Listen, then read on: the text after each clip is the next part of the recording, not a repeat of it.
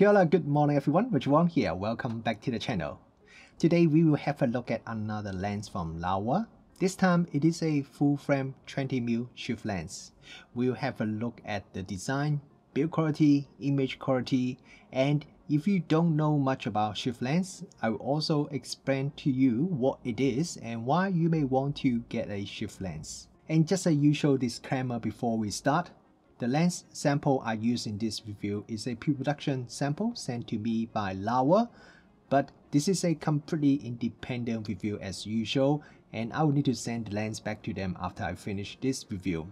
So I will share with you the pros and cons I found about this lens, but if you would like to purchase this lens after watching this review, I do have an affiliated link in the video description below. If you have never used a shift lens before, let me give you an example and explain why you would want to use a shift lens. Last weekend, I was at this place and I want to take a photo of this nice looking building. When I was setting up the tripod, I noticed two problems. The first one, the building was a bit above the street level, so for me to take a photo of it, I have to tilt the camera up.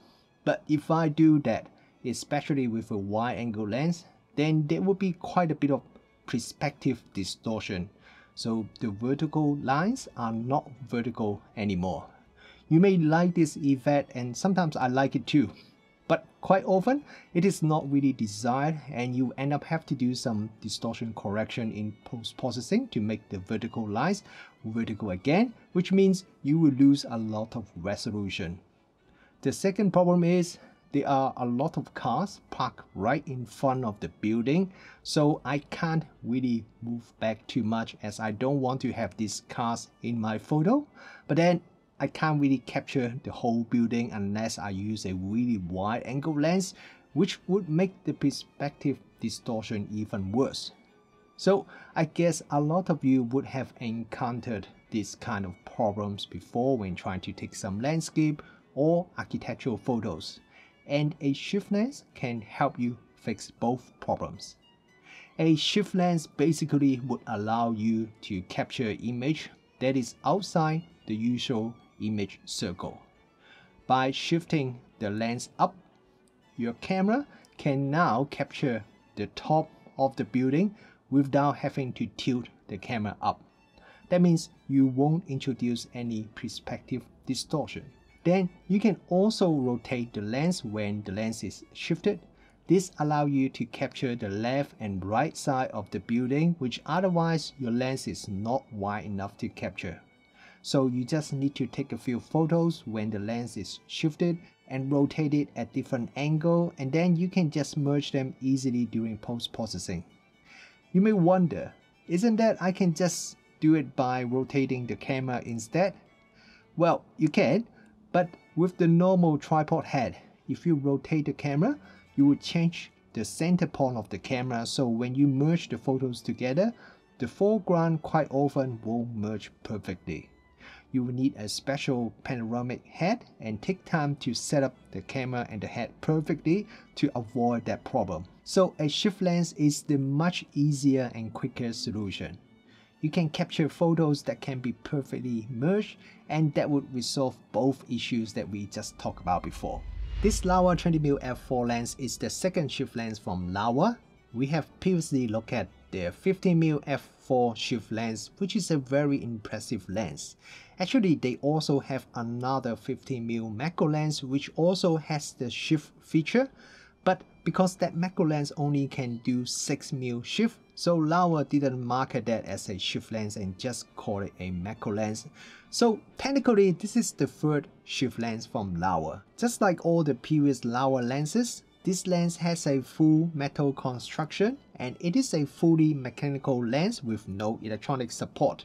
Apart from the plastic lens caps, everything else is made of metal, including the metal lens hood and the metal lens mount. The lens hood has a little knob on it for you to secure it onto the lens instead of just relying on the typical turn and click mechanism. I guess the reason is because this way you can lock the lens hood in different angle, and I'll tell you why you may want to do that very soon. The lens comes in many different mounts. Sony E, Canon EF, RF, Nikon F, Z, and also L-mount. Just before I publish this review, Laowa told me they're adding 2 more lens mount support for this lens, which is the Pentax K and the Fuji GFX. The sample I have here is the L-mount version, but optically they are all the same. The only difference is the mount itself. Look at the size of the lens. It is not a small lens at all, especially if you're getting the mirrorless version, which are a little bit longer than the DSLR version. The L-mount version I have here weighs around 815 grams, so it is quite a heavy lens as well. If you look at most other wide-angle shift or tilt shift lenses in the market, like Laowa's own 15mm shift lens, or Canon's 17mm tilt shift, or Nikon's 19mm tilt shift lens, they all have a big extruded element sticking out at the front, so you can't use any normal screw-in filter. This is not a problem for this Laowa 20mm shift lens. While the front element is slightly extruded, you can still use a normal 82mm screw-in filter. So it doesn't make it a lot easier if you need to use a CPL or ND filter when you are taking landscape or architectural photos. We have a pretty smooth focus ring at the front, and the focus flow is around 90 degrees. Then we have an aperture ring which has clicks, and it is 1 click per stop from f4 to minimum aperture f22. Then we have the ring to control the shift. You can shift it up to 11mm on both sides, and there's a click at the 0mm position. There's also a small knob for you to lock the shift as well. If you want to get the best photos for merging when you shift the lens, you should get the optional lens support, which allows you to lock the lens body and move the camera instead when you are shifting. Using the lens mount will give you the photo that can merge perfectly, as you are basically moving your sensor around to make it effectively a larger sensor once you merge the photos. But if you have already bought the old version of the lens support, you can just buy the rotation ring, which is the black part at the outside, and use it with the old version, and that will only cost you $50 US. Near the bottom of the lens, we have a tab that you can push and then rotate the lens to different angle. You have to press the tab to rotate it, and there's a click for every 15 degrees of rotation. As you can see, there are quite a lot of rings and tab and knob on the lens, so you do have to look at the lens to make sure you are turning or pressing the right thing. But this is the same for all the shift lenses in the market, and I feel Laowa did a pretty good job in placing all the controls in sensible position. Everything also feels very solid as well. Now let's have a look at the image quality, and let's start with the image sharpness first.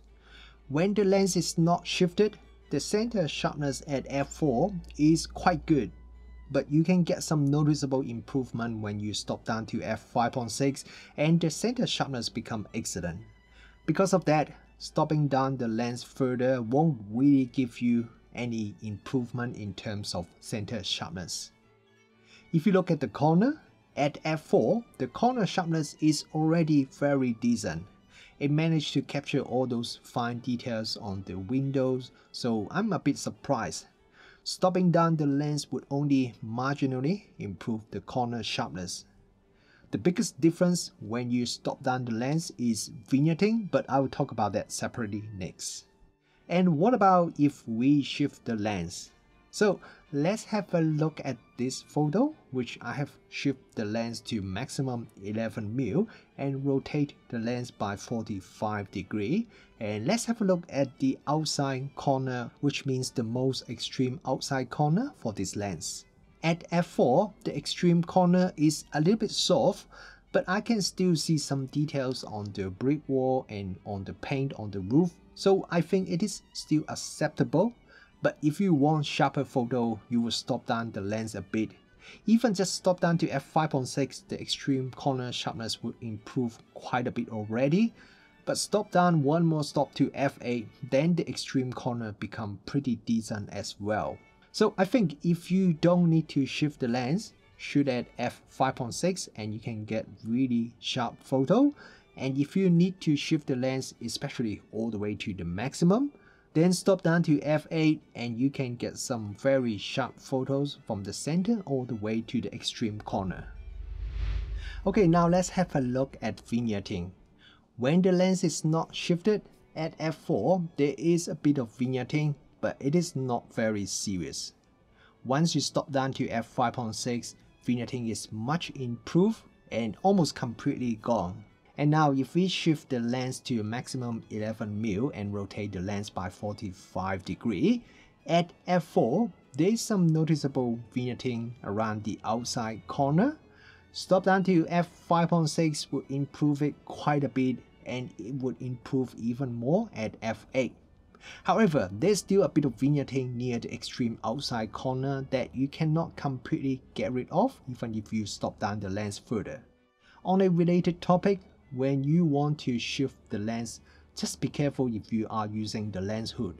It is because when you shift the lens, light is coming in at a larger angle, so your lens hood could be visible inside the frame and you may see dark edge in your photo. For example, when you shift the lens to left, you will see there is a black bar on the left side. You can avoid that if you rotate the lens hood by 90 degrees.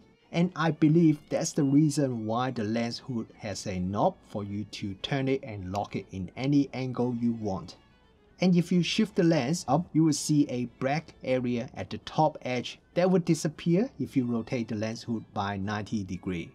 However, in this case, I do still see a tiny bit of black area on the side after you rotate the lens hood. So I would suggest don't use the lens hood at all if you need to shift the lens up or down to the maximum amount. The minimum focus distance of this Laowa lens is 25 cm, so it is not super close, but you still can capture some decent close-up photos. This photo was shot at the minimum focus distance and at the maximum aperture f4, and it is pretty sharp already. And you also have a bit of distance between the front of the lens and your subject. Chromatic aberration seems to be really well controlled by this Laowa 20mm shift lens.